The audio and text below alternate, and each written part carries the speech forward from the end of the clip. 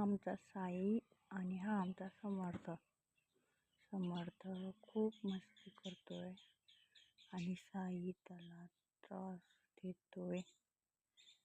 साईला खूप मस्ती करायला आवडते आणि समर्थ त्याला मस्ती करतोय. दोघांची फायटिंग चालू आहे. समर्थ घालतोय साईच्या डोक्यात पाटी.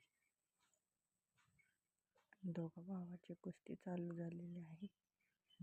आता बघूयात नेमकं कोण जिंकतंय. समर्थ आणि साई. किती आवड आहे ना या मुलांचं. किती मस्ती करतात.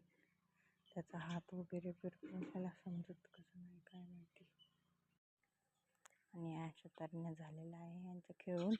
संपला विषय.